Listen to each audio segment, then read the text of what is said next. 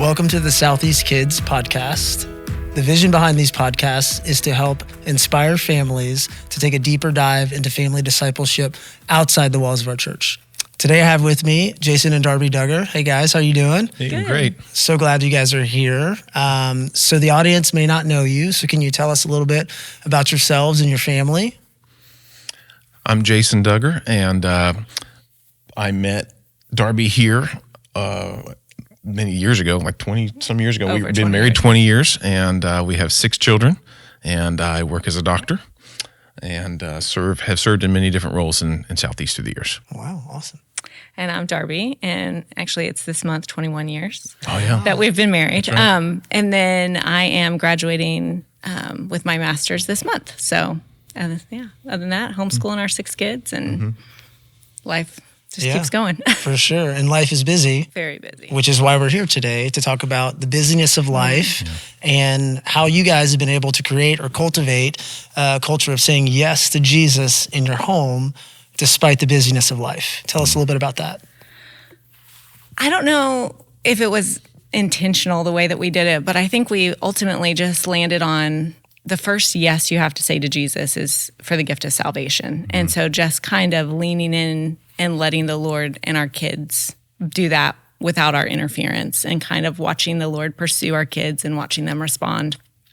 And, we didn't have like a set age. Some of our kids were different. Some of our kids were older and baptized. Some of them were younger and baptized. We had kids who were younger get baptized before older ones, but just kind of letting that be their own story and trying to stay out of it, if that makes sense. And so that's the first yes.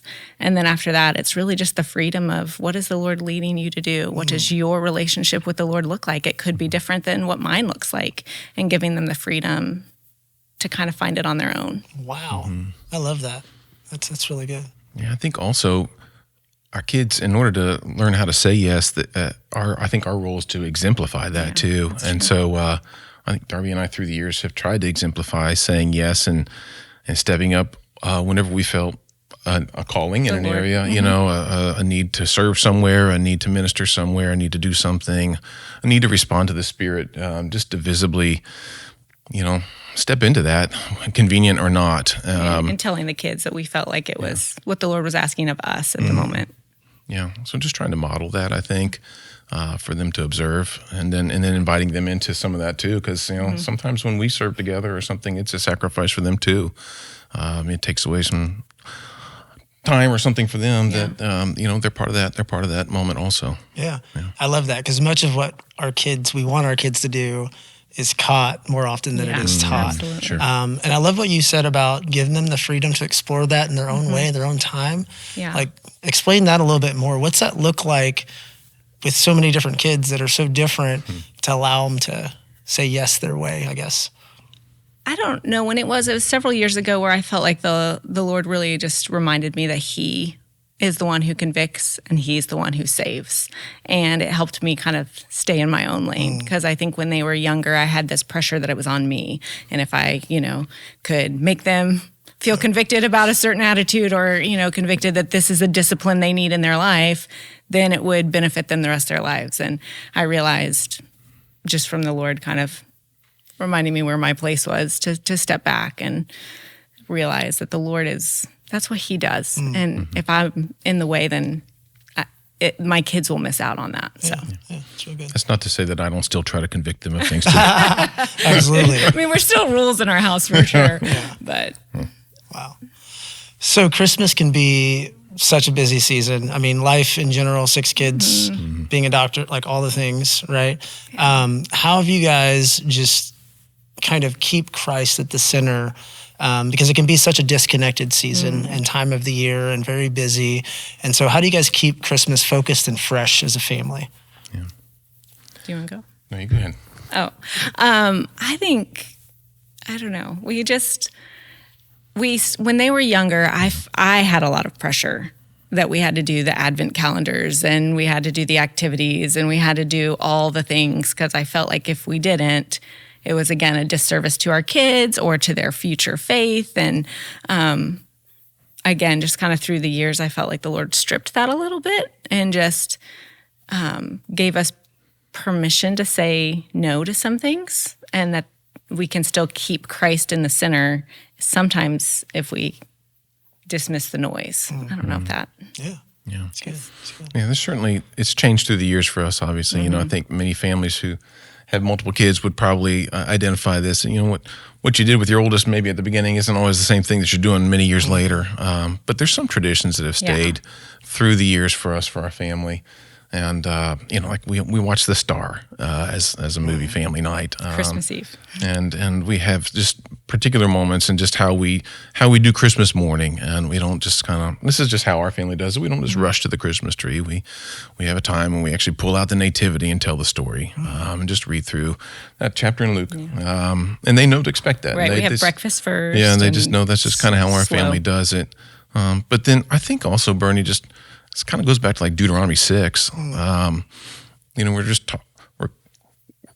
we're inspired to talk about these things with our kids. You know, as we're sitting around at home, as we're walking on the road, as we're rising and lying, and I think like this season, it makes it even easier. It's like easier to do what you should be doing all year long. Right. You got easy opportunities just with the atmosphere of Christmas around to just talk about Christ with the kids and integrate it into your normal conversations more naturally even. Yeah, that's good. That's good. What do you think your kids, and you can pick all 6 of them or just pick one of the 6, what do you think they would say what it looks like to say yes to Jesus? I think they would probably start with salvation too, that's the first place, and having to say yes to his gift for that. And then after that, I don't know what they would say. Yeah. Well, we did ask them. I mean, because we kind of got these questions. Okay, fine. You give we're it. Like, okay, give it we're going away. to go ask the kids and see what to say. Yeah. But and I think the common theme that we got from kids was it does come back to that initial yes, that first most important yes, like understanding God's love for me, understanding my need for Him, understanding my need for accepting His salvation and my need for Him in my life, and then building off of that first big yes to what's the next yes? What's the next thing He's asking me to do? I think that's kind of what we received from them in our conversation. Yeah.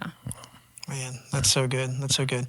I want to go back to something that you said about feeling the pressure, right? And so one little nugget that we could leave with, anyone that's watching, when you said we learn not to say yes to everything, right? We had to say no to some things. Yeah. Tell us how you kind of decided, hey, these are the things we're going to say no to for the good of our family, being able to say yes to Jesus in a deeper way. Yeah. And I think that's a moving target, and that something for 1 year we might say no to is something we could say yes to for another year, just kind of leaning into what the Spirit's asking. But that kind of came to me, it was several years ago now, but it had been a really rough December, and it was December 23rd, and our tree had been bare all month long. And I finally just asked him, I said, put it away. Like at this point, we're not going to decorate it.